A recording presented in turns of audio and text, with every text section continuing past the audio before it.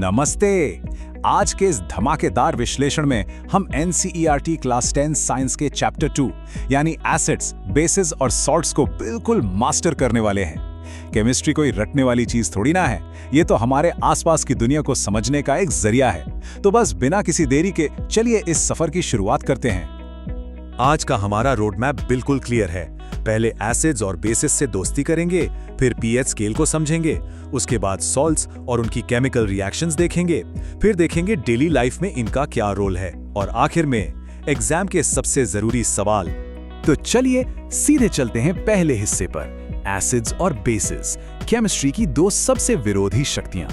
नींबू का नाम सुनते ही मुंह में वो खट्टा स्वाद याद आ जाता है ना? यही खट्टा यानी सॉर टेस्ट एसिड्स की सबसे पहली पहचान है। हमारे रोजाना के खाने में ऐसे कई उदाहरण हैं, जैसे नींबू में मिलने वाला सिट्रिक एसिड, और सिर्फ खाने में ही नहीं, लैब में यूज होने वाले हाइड्रोक्लोरिक एसिड और सल्फ्यूरिक एसिड भी इसी फैमिली के हिस्से हैं। पर इन सब में एक चीज बिल्कुल कॉमन है, जो इनकी असली ताकत है। अगर हम स्ट्रिक्टली केमिस्ट्री की भाषा में बात करें तो एसिड असल में वो सब्सटेंस है जो पानी में घुलने पर H+ आयंस यानी हाइड्रोजन आयंस रिलीज करता है। ये H+ आयन ही है जो किसी भी चीज को उसका एसिडिक नेचर देता है। सीधी सी बात है, जितने ज्यादा H+ आयंस, एसिड उतना ही शक्तिशाली। अब इस खट्टे स्वाद से थोड़ा आगे बढ़ते हैं। साबुन के झाग और बबल्स के बारे में सोचिए। ये झागदार और थोड़ा कड़वा यानी बिटर नेचर बेसिस की पहचान है, जिसे हम क्षार भी कहते हैं। जब भी हम क्लीनिंग प्रोडक्ट्स यूज करते हैं तो असल में हम बेसिस के साथ डील कर रहे होते हैं। सोडियम हाइड्रोक्साइड और मिल्क ऑफ मैग्नीशिया इसके बहुत ही क्लासिक उदाहरण हैं। और जैसे एसिड की पहचान H+ आयन से होती है, बिल्कुल वैसे ही बेस की भी एक पक्की पहचान है। बेस वो सब्सटेंस है जो पानी में घुलने पर OH- आयंस यानी हाइड्रोक्साइड आयंस देता है। ये OH- आयंस ही इन्हें उनकी बेसिक प्रॉपर्टीज देते हैं। दोनों का अपना अपना अलग सिग्नेचर है। इन दोनों के बीच का टकराव बड़ा दिलचस्प है।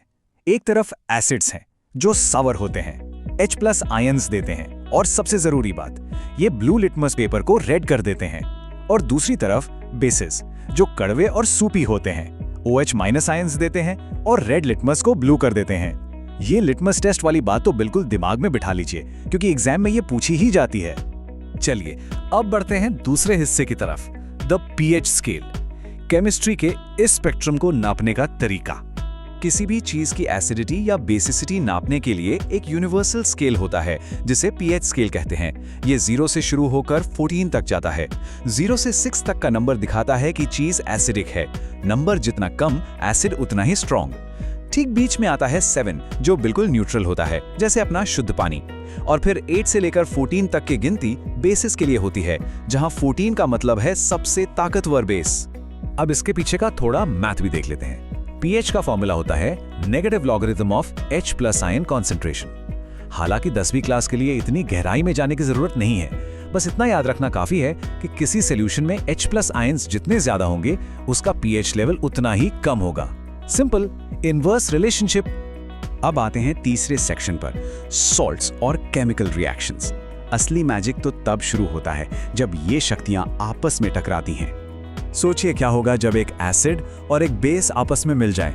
इस रिएक्शन को न्यूट्रलाइजेशन कहते हैं, और ये एग्जाम पेपर्स का ऑल टाइम फेवरेट टॉपिक है।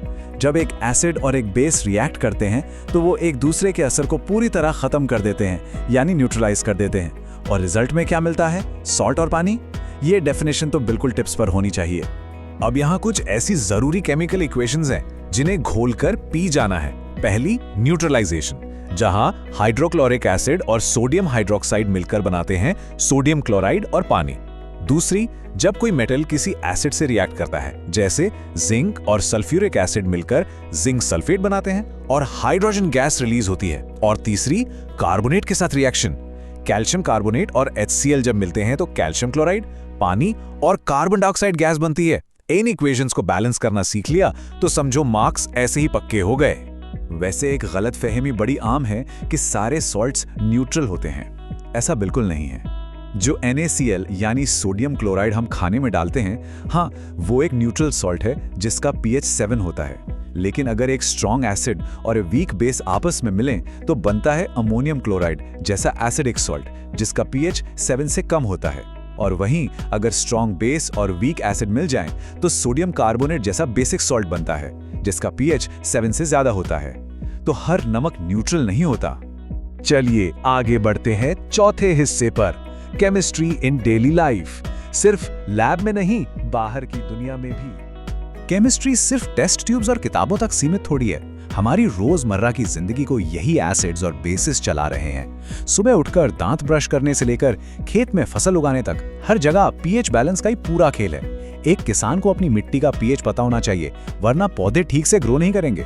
और हमारे दांतों की हेल्थ भी इसी केमिकल बैलेंस पर टिकी है। एक बहुत ही जरूरी नंबर है 5.5। ये कोई आम नंबर नहीं है, ये एक डेंजर जोन है। जब हमारे मुंह का पीएच लेवल 5.5 से नीचे चला जाता है, तब मुंह का माहौल इतना एसिडिक हो जाता है कि दांतों का सड़ना यानी टूथ डिके शुरू हो जाता है। यही वजह है कि हम बेसिक नेचर वाले टूथपेस्ट का इस्तेमाल करते हैं ताकि उस एसिड को न्यूट्रलाइज किया जा सके। है ना मजेदार फैक्ट। एक और लाइफ सेविंग नंबर है 7.4। ये हमारे ह्यूमन बॉडी का आइडियल पीएच लेवल है। हमारा शरीर सिर्फ एक बहुत ही नैरो रेंज में यानी 7.0 से 7.8 के बीच ही सही ढंग से फंक्शन कर पाता है। अगर हमारे ब्लड का पीएच थोड़ा सा भी ऊपर नीचे हुआ तो बॉडी का पूरा सिस्टम गड़बड़ा सकता है। ये दिखाता है कि हमारे अंदर कितना परफेक्ट केमिकल संतुलन बना हुआ है। और अब हम आ गए हैं आखिरी और सबसे अहम पड़ाव पर, top exam questions, board preparation का ग्रैंड फिनाले। फटाफट देखते हैं कुछ ऐसे सवाल जो बोर्ड एग्जाम्स के हिसाब से गेम चेंजर हैं। पहला, एकदम बेसिक सवाल, एक एसिड की सबसे डिफाइनिंग कैरेक्टरिस्टिक यानी मुख्य पहचान क्या होती है? सोचिए जरा। जवाब बिल्कुल साफ है। एक एसिड वो सब्सटेंस है जो H+ आयंस डोनेट करता है। और सबसे बड़ा विजुअल प्रूफ, ये ब्लू लिटमस पेपर को रेड कर देता है। एग्जाम में बस इतना सा लिखने पर पूरे मार्क्स मिलेंगे, क्योंकि इसमें केमिकल और फिजिकल दोनों प्रॉपर्टीज कवर हो जाती हैं। अगला सवाल थोड़ा एडवांस है और लॉन्ग आंसर टाइप में अक्सर दिखता है। ब्लीचिंग पाउडर, जिसे विरंजक चूर्ण भी कहते हैं, इसे बनाया कैसे जाता है और इसका एग्जैक्ट केमिकल फॉर्मूला क्या है? ब्लीचिंग पाउडर का फॉर्मूला है CaOCl2 यानी कैल्शियम ऑक्सीक्लोराइड। इसे बनाया जाता है जब सूखे बुझे हुए चूने पर यानी कैल्शियम हाइड्रोक्साइड पर क्लोरीन गैस पास की जाती है। इस रिएक्शन से बनता है CaOCl2 और पानी। वाटर ट्रीटमेंट प्लांट्स में पानी को साफ करने के लिए इसका जबरदस्त इस्तेमाल होता है।